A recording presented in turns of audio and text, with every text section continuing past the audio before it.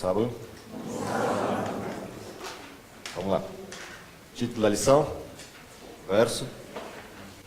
A bênção dos justos. Verso. Sobre a cabeça do justo há bênçãos, mas na boca dos perversos mora a violência. Provérbios 10. Ok. Antes da gente estudar a lição dessa semana, ou desse trimestre, antes da gente estudar a lição propriamente dita, vamos dar uma olhada nos objetivos, o que estava previsto para a gente aprender, para a gente desenvolver enquanto prática na lição dessa semana. Quem tiver com a lição de professor, lá no final da lição, os 3 objetivos da lição para essa semana. Primeiro, o que a gente tinha que aprender? O contraste entre os bons resultados das boas escolhas e os maus resultados das más escolhas. Portanto, o desenho da lição é um desenho bastante simples no foco dele. É o contraste entre 2 tipos de pessoas, o justo e o ímpio, a consequência da escolha do justo, a consequência da escolha do ímpio. Esse é o desenho de conhecimento para a lição dessa semana. A partir disso, esse conhecimento deveria gerar um tipo de sentimento em nós. Qual é o sentimento? Confiar na sabedoria de Deus e no fato de que Ele deseja nosso bem-estar. Portanto, as escolhas do justo deveriam provocar na percepção do justo essa sensação. A sensação inicial de que Deus tem uma sabedoria que provoca em nós confiança, ou seja, Ele sabe o que é melhor para nós. Em português miúdo seria isso. E, além disso, um outro sentimento que deveria resultar é de que esse Deus, em quem eu posso confiar e que quer o meu bem sempre. Portanto, todas as escolhas de Deus serão sempre melhores do que as minhas. Logo, o depósito do justo está nessa confiança em Deus, e todo o futuro do justo depende disso.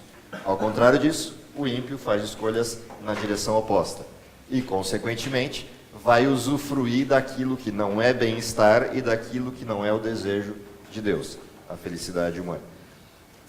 Vamos lá? Qual a prática? O que eu deveria fazer a partir do momento que perceba isso? Estar ciente das causas que levam a efeitos positivos e negativos em nossa vida. E assim, assumir o compromisso de fazer escolhas melhores. Ok? Então, ao momento que o ser humano convive com Deus e aprende dele, o que ele identifica, o que ele é capaz de discernir na vida humana? Aquilo que causa problema, aquilo que provoca dificuldade.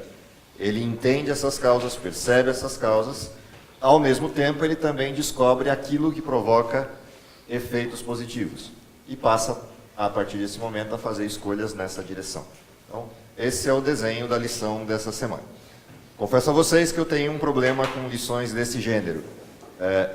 Eu gosto muito mesmo, do inverso da especialização.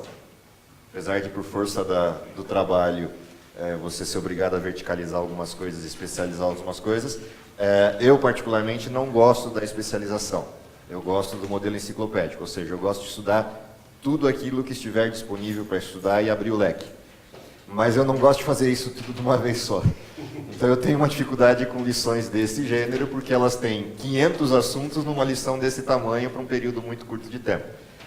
Isso particularmente eu também não gosto muito e não me sinto tão à vontade com abordagens dessa natureza. Tem um propósito, tem uma razão de ser, mas é complicado para mim quando você tem um monte de assuntos que você poderia não só aprofundá-los, mas explorá-los com um monte de aplicações, e você não pode porque é muita coisa para um espaço curto de tempo. De qualquer forma, tem um foco central, tem uma teia central na lição dessa semana a partir da proposta, dos objetivos do autor. Qual é a teia central disso? É a gente entender essa questão do contraste. Portanto, o propósito da lição dessa semana não é aprender os temas todos que estão aqui, mas é aprender onde eles estão. Esse é o objetivo. Ou seja, o objetivo central não é verticalizar tudo a respeito da verdade, tudo a respeito da justiça, tudo a respeito do contraste entre a verdade e a mentira, tudo a respeito da forma como a boca atua na direção da violência, no sentido do verso central da lição. Não é aprofundar isso. O objetivo da lição é perceber que existe um contraste em todos os aspectos minuciosos da vida. Ou seja, a vida diária oferta ao ser humano uma série de elementos que impactam essa mesma vida.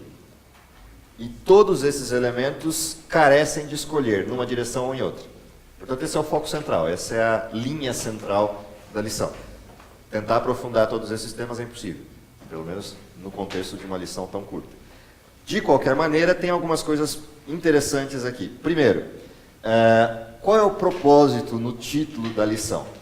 O justo tem e desfruta de bênçãos. Que bênçãos? Que tipo e espécie de bênçãos? Quando essas bênçãos? Agora, num futuro distante, na eternidade? De que maneira essas bênçãos se materializam na vida do justo? Então tem algumas coisas curiosas na lição que traduzem isso. E quais são os problemas do ímpio? Por que isso é interessante de observar como um primeiro momento? Se você abrir os olhos para fora da sua janela, você vai ter a sensação, pelo menos num olhar primário, de que pessoas muito ímpias são muito bem-sucedidas. De que o desenho da maldade, e quando eu falo a maldade, não é a maldade direta no sentido de alguém que ataca alguém ou mata alguém, mas a maldade no sentido do desvio daquilo que é a conduta de Deus, que é a essência do que a gente estudou na lição essa semana. Parece que pessoas que vivem fora do protocolo de Deus são muito bem-sucedidas neste mundo. Davi é um dos sujeitos que abriu a janela e teve essa sensação. E por alguns salmos, se você prestar atenção, ele recorre a Deus questionando isso. Só para descobrir, na hora que ele põe para fora isso, que tem algo que ele não vê. E aí, na hora que ele percebe esse algo que ele não vê, ele reverte o mesmo salmo na direção de qual é o problema dessa visão superficial de bênção e de resultado. E de alguma maneira isso impacta o cristianismo e impacta os filhos de Deus. Em situações distintas, em condições distintas, mas impacta em algum momento a história dos filhos de Deus. E a sensação é que parece que as coisas vão de mal a pior para aqueles que creem em Deus. Entender o que é bênção é parte do modelo central do estudo dessa semana. Ou seja, por mais que a gente tenha e viva num mundo onde as coisas acontecem de maneira física, ou seja, a gente tem posses, a gente tem bens, a gente tem trabalho, a gente tem resultantes disso, a gente depende de comida para ficar de pé, a gente depende de roupa para se vestir, a gente depende de conduções para se locomover. Todos os modelos de estrutura da vida moderna exigem uma série de coisas que há anos atrás não eram necessárias, e isso cria um protocolo novo de vida. E vivendo no mundo, você não pode ser um eremita andando de sandálias e uma túnica por cima, numa condição de um mundo como ele está hoje. Ao mesmo tempo, não dá para entrar nessa corrida avassaladora do mundo. E aí você vive um dilema de onde está a centralidade de tudo isso. Essa é uma estrutura da vida humana. Como o objetivo da lição passa por essa questão daquilo que causa felicidade ou não na vida do cristão, todas essas coisas nos assolam todos os dias. Quando você abre a janela e olha para o mundo. Qual é, de fato, a verdadeira bênção do cristão? A lição passou o tempo inteiro discutindo, e ela já abriu discutindo isso. Primeiro texto da lição, finalzinho da introdução da lição, você vai ver que tem uma abordagem ali que termina assim: a justiça é o dom que vem de Deus. Portanto, qual é a bênção central que conduziu o estudo da lição dessa semana? Justiça. Qual é o texto de Cristo sobre isso? Quando ele fala de justiça. Lembra? Tem uma promessa. Não estou falando nem o texto específico, estou falando a frase mesmo. O que diz Jesus sobre isso? Buscai. Primeiro o reino de Deus. E o que diz o resto? Todas as demais coisas vos serão acrescentadas. E aí a gente olha para esse texto, e no mundo moderno, qual é a sensação que a gente tem? De que uma vez que eu busque o reino de Deus e a sua justiça, eu vou ser um sujeito próspero. Em que condição de prosperidade? Na condição da máxima do mundo moderno. Bens materiais, estruturas de posse, riquezas de todos os tipos, tranquilidade e a vida serena de que tudo aquilo que eu quero eu posso comprar, eu posso pagar, eu posso obter. Isso é uma sensação. Não quer dizer que isso não possa acontecer. Porém, só acontecerá com quem Deus achar que isso não afetará os dois primeiros elementos. A busca do reino de Deus como centralidade da vida e a sua justiça como prática cristã. Portanto, Deus dará na medida da necessidade da minha salvação e da de outros, e retirará na medida da necessidade de evitar a minha perdição e a de outros. Porque a essência de Deus não está nisso, a essência de Deus está nos dois primeiros elementos. Portanto, esse todas as coisas nos serão acrescentadas, são todas as coisas necessárias para quê? Para a minha felicidade, para a minha salvação, para a felicidade de outros e para a salvação de outros. Porque essa é a essência da vida cristã. Então, um primeiro elemento interessante ao olhar para a lição dessa semana é que o conceito de justiça na visão de Deus, o conceito de felicidade na visão de Deus, o conceito de bênção na visão de Deus, de alguma maneira se deturpou na história humana. E tem afetado as escolhas nossas e de todos os que nos antecederam, e enquanto Cristo não voltar, de todos os que nos sucederem, essa distorção afeta a escolha. Porque ela afeta a essência daquilo que Deus projetou para a vida humana. Então, aqui começa, de fato, a lição. E é curioso que a lição termina essa introdução dizendo assim: sabedoria é justiça. Portanto, eu posso dizer o quê? À luz da lição da semana passada. O que é sabedoria na lição da semana passada? Cristo. Então tira a sabedoria e põe o outro no lugar. Cristo é justiça. O que é loucura? Que do texto aí? Loucura é pecado e perversidade. Bom, se Cristo é justiça, então loucura é o quê? Loucura é o quê? Outro que não é o Cristo. Que você pode tirar o nome e pôr outro. Só para brincar com o texto. Cristo é justiça e Satanás é pecado e perversidade. Portanto, a discussão é quem é seu dono. Quem manda em mim? Essa é a discussão. Qual é a maior bênção do cristão? Já não sou eu quem vivo? Cristo vive em mim. Essa é a bênção. Por quê? Porque isso produz paz. No final das contas, todas as coisas que todo ser humano busca, independente da condição e lugar, estão voltadas para coisas muito simples. Paz, tranquilidade, não tranquilidade no sentido de ter todas as coisas, mas tranquilidade no sentido de não ter preocupações que o assolam e tiram a centralidade da vida. Felicidade. Todos os seres humanos procuram as mesmas coisas. E elas resultam sempre nesses elementos simples. Paz, felicidade, tranquilidade. Que podem ser resumidos na palavrinha menor, paz. A pergunta é, o que compra a paz? O que traz paz? O que produz esse resultado?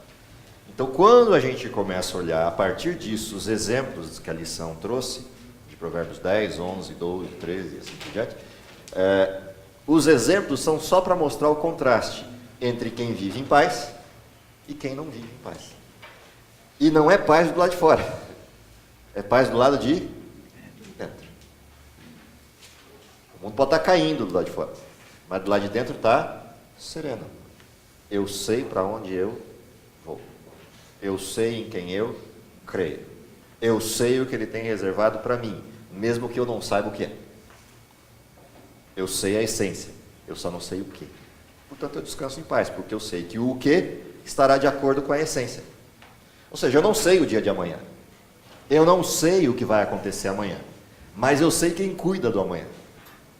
E eu sei que, por pior que seja o lado de fora do amanhã, quem cuida do amanhã se responsabilizou de cuidar do lado de dentro.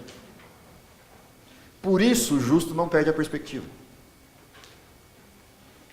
Pensando nisso, olha o primeiro tema. A justiça é o quê? O que é holístico? O pessoal da medicina, o pessoal da estrutura atual da medicina tem usado muito isso, que é a visão de que ordem? Geral, ou seja, sai da especialidade e vai para onde? Conhece o sujeito que é o sujeito completo e não o sujeito do recorte. Ou seja, antes de olhar para a unha, vê quem é o sujeito que tem a unha. Até para descobrir se a unha é o ponto importante a ser tratado. Essa visão ali, isso não elimina a especialidade, tá? Pelo contrário. Mas coloca a especialidade numa visão de objetivo correto. O que é mais importante? Então, a justiça ela é conjuntural, a justiça de Deus. Ela não olha para o mundo por recortes, ela olha o cenário completo, do antes, do hoje e do para sempre. E a partir disso, as decisões da justiça de Deus são tomadas. Por isso, na visão míope humana, a gente só vendo o aqui, o agora, a gente tem a sensação de que as coisas às vezes não estão bem, porque a gente perde a perspectiva do cenário completo. Diga. Pastor, as bênçãos, material também, pode ser material, porque os primogênitos, eles recebiam as bênçãos. Agora, por cima, assim, por exemplo, eu não sei quem é muito beneficiado com as bênçãos, porque quando eu nasci, a gente tinha o costume de todo dia de manhã, à noite, pensa pai, pensa mãe. Mas a resposta era, Deus te abençoe. Então isso aí está com Deus, né? Deus te crie e coisas do gênero. Tá? Depende a geração ou o lugar do Brasil onde foi criado, a resposta será por N razões, mas todas elas começam com a mesma palavra, Deus. Deus te abençoe, Deus te bendiga, Deus te crie e vai para aí afora. É sempre Deus. Mas por que eu pedi a benção para eles? Se a resposta seria Deus te abençoe. Por que eu já não ia direto para Deus? Deus, por favor, me ajude. Confiando no pai ou na mãe. Né? Eu confio em quem eu vejo. E que foi colocado no lugar dele. Esse é um desenho que se perde na degeneração natural das gerações futuras da história. Isso é parte do fenômeno. Mas quando eu olho isso aqui sob essa perspectiva, justiça holística, até mesmo estes a quem você pede bênção só vão enxergar o quê? O recorte. Só tem uma pessoa que enxerga o todo. Deus. Portanto, qual a diferença do justo e do ímpio? O ímpio deposita todas as suas escolhas e confiança no quê? Nas suas competências e naquilo que ele tem ou pode ter, ou pode conquistar. O justo deposita todas as suas fichas em quem? Em um Deus que ele não vê, fisicamente falando, mas com quem ele convive e, portanto, em quem ele confia. A partir daí, como se torna a visão do justo? Também holística. Ele aprende a conviver com um mundo que é cheio de recortes, na confiança de que todos esses recortes resultarão em algo bom no final, a favor da salvação. Independente das coisas circunstanciais. Ele olha o todo. Isso apareceu na lição, um pouco mais para frente, lá na discussão de terça-feira, a esperança dos justos. Aonde está o foco do justo? Nesse mundo ou no vindouro? Mas em qual ele vive? Neste, não no vindouro. Porque o vindouro é uma ideia. Por mais que a gente materialize essa ideia, que a gente dê concretude a essa ideia, é só uma ideia. Até onde eu sei, ninguém foi lá e voltou. Pelo menos não no modelo físico. Portanto, é uma ideia. Eu creio, é fé. Por que esperança? O que é esperança? O pessoal costuma dizer, né? A esperança é a última que morre, mas morre. O que é esperança? O que é esperança? O que é esperança? Vamos lá. Ontem me fizeram uma pergunta, eu acabei usando esse texto e ele define bem a questão do que é esperança. Abra lá, Romanos capítulo 5. Versos de 1 a 5. Aí a gente vai entender o que é esperança na vida do cristão e não esperança segundo o mundo.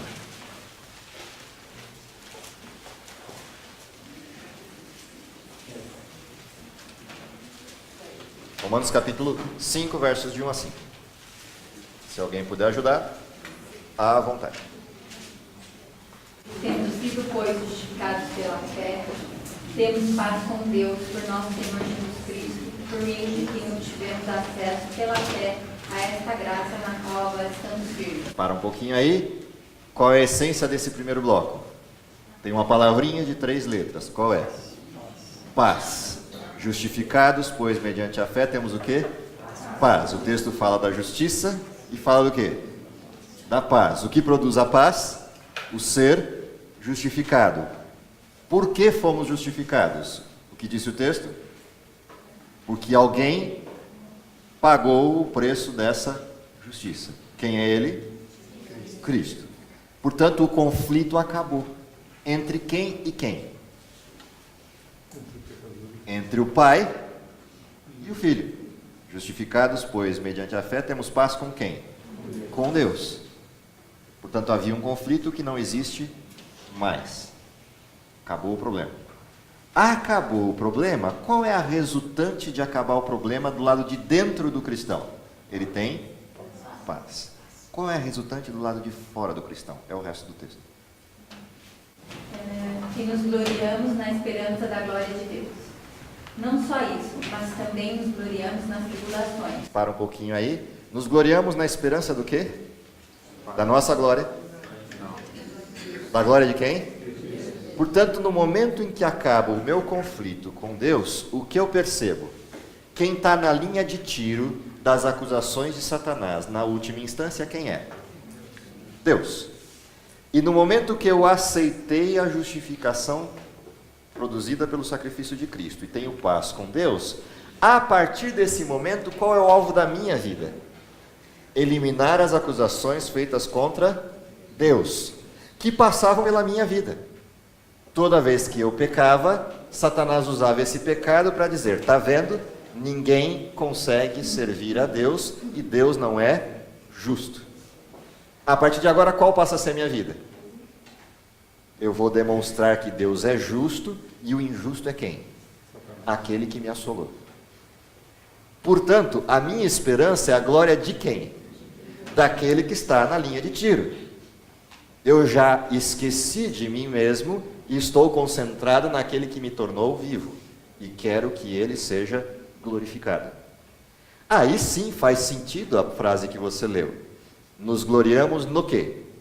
Nas nossas tribulações. Quem produz a tribulação? Deus? Não, o inimigo de Deus. Deus até as permite no sentido do fortalecimento para eu entender que eu preciso crescer. Porque o ataque e o embate é real. Ou seja, Deus permite na medida do esforço do treinamento e condicionamento físico. Então, para o meu amigo 4x4 ali poder nadar, o que ele precisa fazer antes de nadar e conseguir as medalhas que ele carrega no peito? Ele paga um preço lá na academia na antiga academia do Eliezer, e esse preço é caro. Qual é o preço? A gente brinca, puxar ferro, criar condicionamento, e não dói nada fazer isso. Você volta para casa pulando, saltitando, no dia seguinte é uma delícia, não tem nenhum tipo de microlesão para produzir novas estruturas musculares. Ou seja, dói. Então, por que nos gloriamos na tribulação? Campo de treinamento. Treinamento para quê? Porque tem alguém que não está satisfeito com o fato de eu ter sido justificado, estar em paz com Deus, e vai fazer todo o possível para roubar essa paz. De que jeito ele faz isso? É o resto da lição. Ele pega pequenas coisinhas da vida, todas as pequenas coisinhas dos milhares de exemplos dos 3 capítulos, e em cada coisinha dessa ele me rouba a centralidade. E ao roubar a centralidade, ele produz problemas. Ao passo que quando Deus permite determinadas tribulações controladas, a academia do Eliezer, essas tribulações controladas fazem o quê? fortalecem a musculatura para quando a tribulação de verdade, que é aquela que vai roubar a minha centralidade, bater em mim. E aí eu tenho que fazer uma escolha. E essa escolha está baseada no treinamento que veio anterior. Agora continua o texto. Então nos gloriamos na tribulação, não é que o cristão é masoquista, ele não é mesmo. Porque se for, não é cristão. O cristão vive em paz e tranquilidade, mas ele sente o impacto de estar no meio de um conflito. E ele se gloria pela possibilidade de Deus ter confiado a nós um pedacinho daquilo que retira a mancha do caráter de Deus, da acusação que Satanás fez contra Deus. Continua. Porque sabemos que a tribulação produz perseverança. Portanto, a tribulação é treino que produz o quê? O que é perseverança? É a mesma palavra usada para uma outra na Bíblia. Se você abrir o Sermão da Montanha, eu já falei disso há uns anos atrás aqui na classe. Se você abrir o Sermão da Montanha, a palavra mansidão e perseverança são a mesma. Tanto é que algumas traduções trazem mansidão e outras perseverança. Portanto, a tribulação produz o quê? Eu aprendo a esperar. Produz mansidão, paciência, etc. São as mesmas palavras. A perseverança, por sua vez, produz o quê? A perseverança, um caráter aprovado. Portanto, o resultado da perseverança é o quê? Tem outra tradução que diz o quê? Experiência. Portanto, caráter aprovado e experiência estão na mesma dimensão. O que é o caráter? É a construção de uma vida toda. O que é a experiência? A construção de uma vida toda, tijolinho a tijolinho. Então, de novo, a tribulação produz perseverança, paciência, mansidão, que por sua vez produz o quê? Experiência. Eu aprendi a viver. E isso leva ao quê? É o resultado final. Leva a esperança. Por que o caráter aprovado leva à esperança? Simples, porque eu aprendi a esperar. E aprendi a esperar por quê? Porque em cada uma das outras coisas que vieram antes, eu vi o dedo de Deus resolvendo a conta em pequenos detalhes. E isso me faz confiar que o detalhe maior é verdade. Por isso, eu espero. E porque eu espero com esse grau de certeza, lembra a definição de fé de Paulo? Qual é? Fé é o quê? É a certeza. Que se espera é a prova das coisas que não se vê. É a certeza das coisas que eu espero. E a certeza convicta, ou a firme confiança daquilo que eu não vejo. E por que eu tenho firme confiança daquilo que eu não vejo? Porque eu vi nos pequenos detalhes. E, portanto, aquilo que é maior também será verdade. E a esperança faz o quê? Ela não? E a esperança nos decepciona, porque Deus derramou o seu amor em nossos corações por meio do Espírito Santo que Ele nos concedeu. Eu gosto da tradução um pouco mais antiga para essa palavra, embora aí está bem explicado. A esperança não confunde. Qual é a essência da lição, da decisão entre o justo e o ímpio? Eles têm duas escolhas para fazer. E as opções se mascaram, se confundem. Por que se confundem? Porque o desenho do resultado está confuso. Ou seja, o meu conceito de bênção é confuso, portanto a escolha daquilo que causará a bênção me confunde. A esperança naquilo que é de Deus me tira a confusão e descortina qual é a escolha correta. O discernimento vem daí.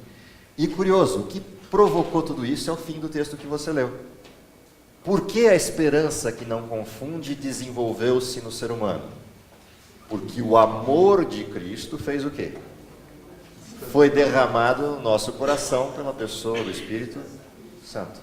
Portanto, entendem porque lá no Mensagem aos Jovens, ou em outros textos, Ellen White adverte que a negação da terceira pessoa da divindade, o distanciamento e reconhecimento da atuação da terceira pessoa da divindade, é aquilo que provocaria a confusão e a radicação do pecado na vida humana. Porque ele elimina o quê? O depósito ou o derramamento do amor de Cristo no meu coração, isso tira a esperança. Tirando a esperança, tira o anterior, e a tribulação passa a ser olhada com que performance? Ou desgraça de vida. E a vida do cristão se torna um poço de lamúrias. E aí, de fato, quando você abre a janela, você tem a sensação de que o lado de fora é melhor do que o lado de dentro, porque o seu lado de dentro está ruim. Entenderam o desenho dessa discussão entre justiça holística e esperança? A partir daí, é só olhar para o resto. Então, o resto todo vai mostrar os pequenos deslizes. O principal e pequeno deslize demonstrado na lição dessa semana reside aonde? Naquilo que aparece por dezenas de vezes no livro de Provérbios. A desgraçada boca. Esse desenho mostra o quê? Que o que contamina o homem, Jesus já dizia isso, não é o que entra nele, mas o que sai dele, porque bate e volta. Só por isso. Única e exclusivamente por isso. Ou seja, quanto menos você pensa para dizer, mais reflexos desse não pensamento você retorna. Por isso a boca é uma desgraça. Porque a boca é mais rápida que o cérebro. Só por isso. É só por isso. Apesar dos pensamentos serem absolutamente mais rápidos do que qualquer outra situação, tem um órgão no ser humano que consegue ser mais rápido que o pensamento. A boca. Então, o que é a advertência? Tem um texto interessante no comentário da lição que fala exatamente disso. O quanto é valioso o silêncio. Está no comentário da lição de segunda-feira. Diz assim: há um maravilhoso poder no silêncio. Quando falarem a vocês palavras impacientes, não paguem na mesma moeda. Palavras se digam em resposta a uma pessoa irada, geralmente agem como um chicote, fustigando-lhe o temperamento e tornando-o mais furioso. Resultado disso? Mas a ira que encontra o silêncio, bem depressa se dissipa. Refreia o cristão a língua, resolvendo firmemente não falar palavras ásperas e impacientes, com a língua refreada, ele poderá ser vitorioso cada vez que for chamado a passar por uma provação de, olha a palavra? Paciência. Perseverança. Essa é a desgraça humana. Mas ela pega não só nisso, ela não pega só na resposta ávida e rápida e impaciente. Ela pega em um monte de outras coisas. Essa mesma boca é maniqueísta, essa mesma boca ela é ardilosa, essa mesma boca ela tem uma ferinidade soberba, principalmente quando você tem uma velocidade cerebral que te permite isso. Essa mesma boca ela é mentirosa, essa mesma boca ela distorce as verdades a favor dos interesses particularizados. Tudo passa por ali. Pela mesma articulação, pela mesma ideação. Portanto, esse desenho que Provérbios insiste em repetir em diversos textos, mostra o grau de conversão e de ligação entre esses dois órgãos, o cérebro e a boca. Particularmente no cérebro, o lóbulo frontal da justiça, da moralidade humana, a rendição dele a Deus e a velocidade com que isso refreia aquilo que sai. Aqui está o grande nó da vida do cristão. Talvez de todos os detalhes de Provérbios, esse seja o mais difícil, o mais complexo, o mais amplo em desgraças a se lidar. Porque ele não tem limite. Por quê? Simples. Experimenta ficar por 3 horas entre pessoas sem abrir a boca. Os homens talvez consigam.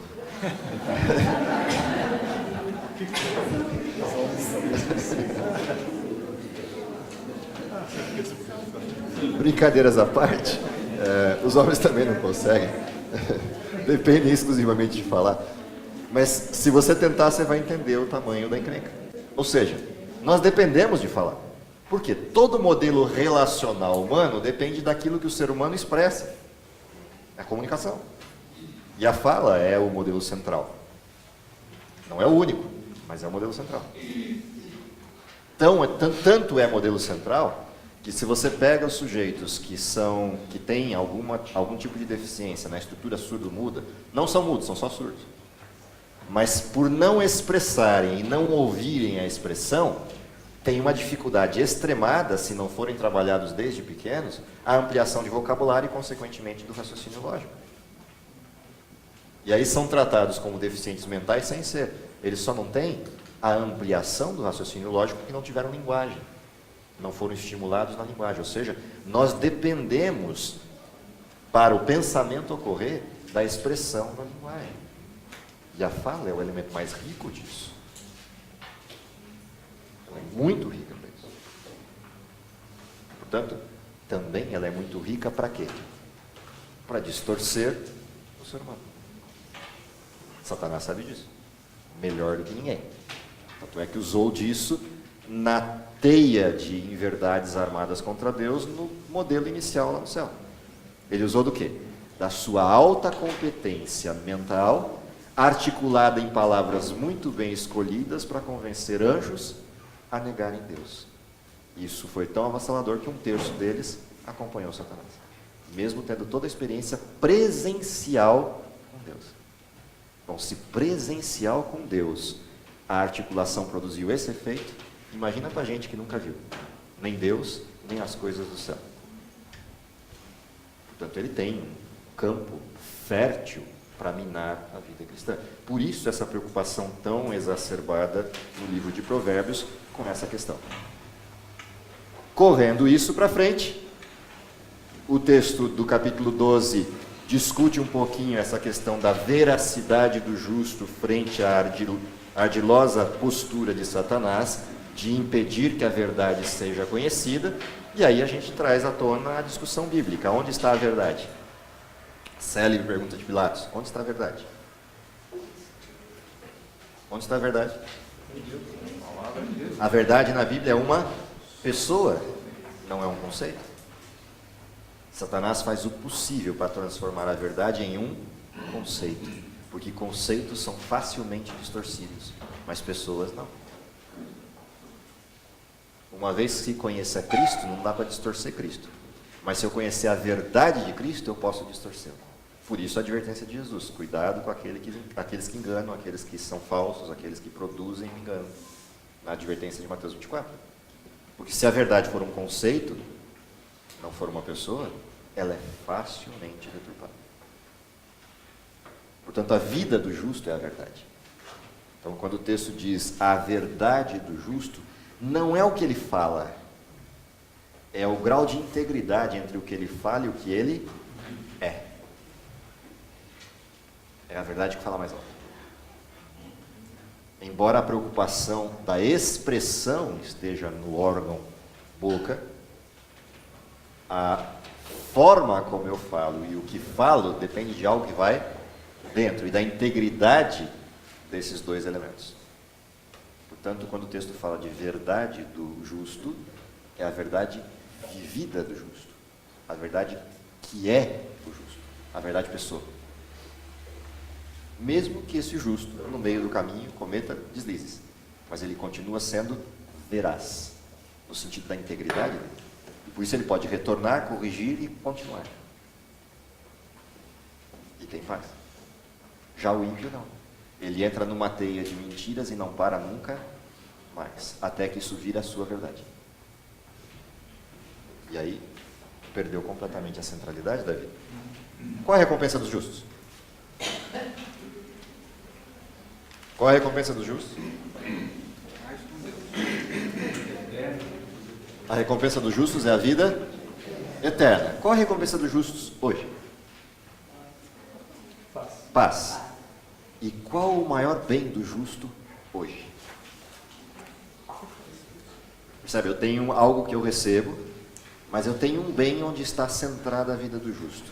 Qual o principal bem onde está centrada a vida do justo?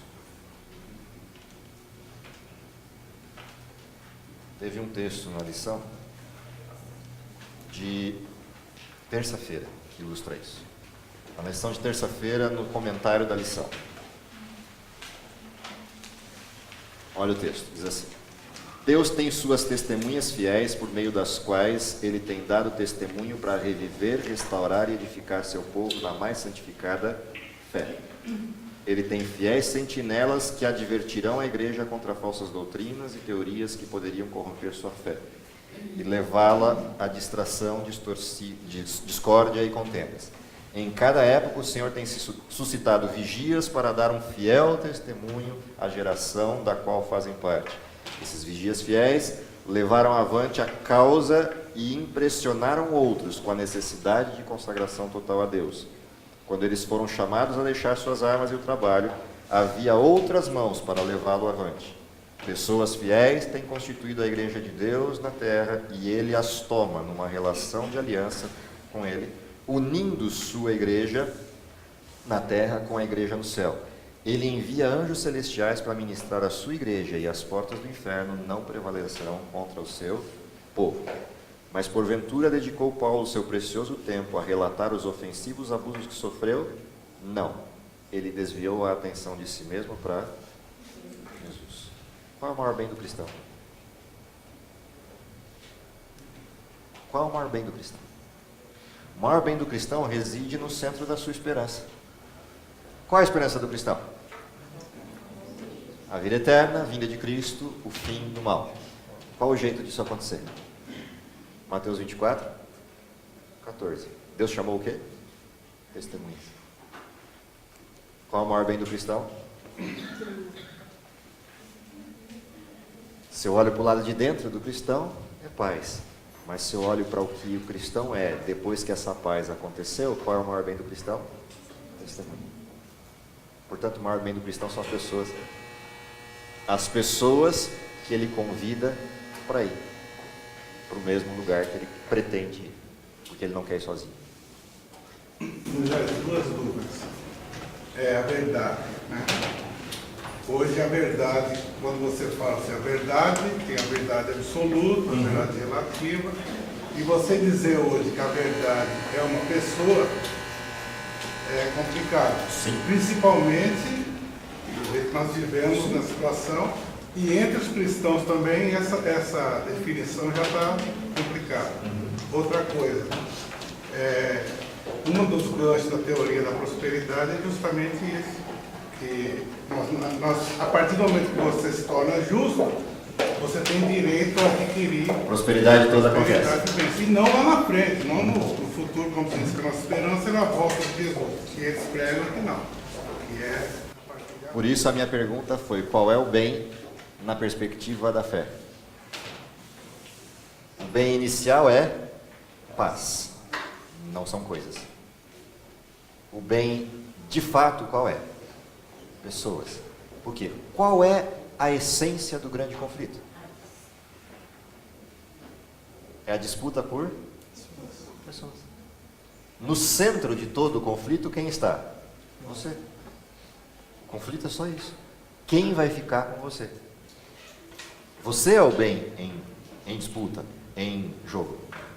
Portanto, qual é o maior bem do cristão? Gente.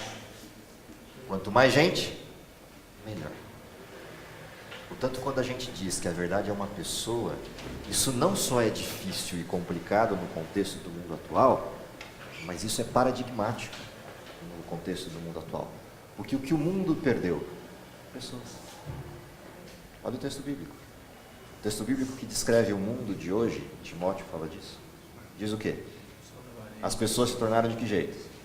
Amantes de si mesmos, avarentos, presunçosos.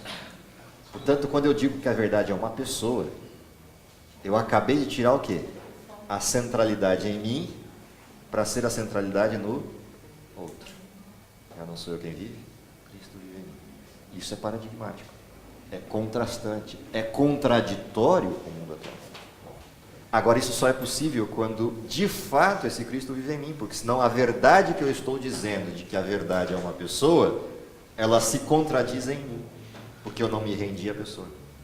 Agora, quando eu me rendo à pessoa de Cristo, o mundo vai perguntar porque eu sou diferente. Porque ele vai ver, você não se abala, e você não é frio. Você só não se abala, mas não é frio. Cara, que doideira é essa? De que você não se abala mesmo não sendo frio. Ninguém é assim. Ou as pessoas se desesperam, perdem a centralidade, ou são frias e calculistas e não sentem mais nada. Você consegue sentir, não perdendo a centralidade, e consegue resistir ao mal, não perdendo a centralidade, indo para a frieza extrema. Como isso é possível? O que eu digo para ele? Na verdade é uma pessoa que vive em mim. Quer conhecer? Eu te levo a ela. E aí, se você aprender dela, essa pessoa viverá em você. Isso é contraditório? Isso é justiça. Isso é sabedoria. Esse é o desenho bíblico, na sua essência da pregação do cristão. Ele é testemunha fiel de alguém, não de uma verdade. Ele é testemunha a favor de alguém, não de uma verdade. A verdade passa como mensagem, mas ele é testemunha da pessoa, não da verdade, porque a verdade é a pessoa, e não um conceito. E as pessoas também, essas pessoas falam, mas por que, né? As pessoas começam a ver que a gente é diferente. E eles não acreditam. Como você pode ser feliz? Mas você não bebe? Nossa, mas você não está bêbada? Você está sem feliz, você não bebe? Nossa, mas você... o que eles fazem? Eles buscam felicidade em atitudes... É pior que isso. É pior que isso. Se você pegar essa frase e trouxer para o momento da sobriedade, a discussão da frase que você usou, ela se torna tão maluca. Porque olha o que a gente está dizendo. Como você pode ser feliz sem o quê? Sem beber. Quando eu bebo, o que acontece? Eu perco a noção da realidade. E, portanto, qual é o conceito de felicidade que ele está produzindo para mim? Que a felicidade está quando eu me desligo da realidade. Por quanto tempo eu consigo me desligar da realidade? Só durante o tempo da bebida. Porque a partir do momento que passar o efeito, eu terei que curtir o efeito da bebida e o efeito da realidade. Em que mundo eu vivo? Na fantasia ou na realidade? Olha a doideira que vira quando a gente traz isso para o mundo sóbrio, não para o mundo bêbado. Eu vivo mais tempo no mundo bêbado ou no mundo sóbrio? No mundo sóbrio. Então quer dizer que eu vivo mais tempo infeliz do que feliz. Se eu tiver a fórmula para viver feliz o tempo todo, você prefere a bebida ou essa fórmula? Simples. Assim. O que Satanás não mostra é isso. Ele esconde através de uma falsa escolha. Por quê? Porque o bem foi traduzido de uma forma diferente. A bênção é outra. Quando você encontra a bênção certa, chega a ser cômico, se não fosse trágico, traduzir a frase. Isso vale para droga, vale para todas as outras coisas. Dura quanto tempo? Dura o tempo que dura a coisa. E as coisas passam. Por isso Salomão chega à conclusão do quê? Aquele que conquistou tudo, mas tudo mesmo. Ninguém conquistou tudo como Salomão na história humana. Aquele que conquistou tudo, olha para tudo e diz o quê? Vaidade de vaidades. Tudo é vaidade, exceto o fim do texto. Qual é o fim do texto? A suma de todas as coisas, qual é? Teme a Deus, guarda os seus mandamentos, porque esse é o dever de todo homem. Ou seja, o ser humano foi criado com um propósito. Perde o propósito, tudo se perdeu. Por mais que eu busque felicidade em qualquer outra coisa, a felicidade reside em achar o seu propósito, a sua identidade, porque isso produz centralidade e paz. Deus nos criou para isso. Tentar caminhar na direção oposta é perder a identidade. Perder a identidade é loucura. O texto que abriu a lição. Loucura é pecado. Loucura é pecado não é porque ser louco é pecado. Loucura é pecado quando eu escolho ser louco sem ser. É insano. Que Deus abençoe para que a gente, entendendo isso, busque a centralidade disso, que é Cristo, a verdadeira justiça, Cristo, a verdade. E a partir daí encontremos qual é o nosso bem de fato. A busca de pessoas que também encontram Cristo. Deus abençoe vocês e a mim na compreensão de tudo isso. Querido Pai que está nos céus, te agradecemos, em primeiro lugar, pelo dom da vida. Vida essa que nos produziu paz na justificação em Cristo. Te agradecemos porque essa paz nos conduziu a um caminho, que é um caminho de crescimento, um caminho de descobertas, um caminho de confiança, um caminho de vida contigo. Essa vida traz tribulações porque vivemos num mundo que ainda não é teu por completo. Mas essas tribulações nos fazem enxergar a perspectiva correta das coisas, desenvolver no nosso coração a tua justiça, a tua perseverança, a tua experiência e, por fim, a esperança e a expectativa de vê-lo voltando nas nuvens do céu. Amém. Dá que essa esperança mantenha-se viva em nosso coração, pelo amor depositado pelo Espírito Santo, o amor de Cristo em nosso coração, e que essa esperança não nos confunda, para que possamos fazer as escolhas corretas, apesar de todas as escolhas que Satanás nos propõe assim. Isso te pedimos porque confiamos em Cristo Jesus e em nome de quem oramos. Amém. Sublime amor.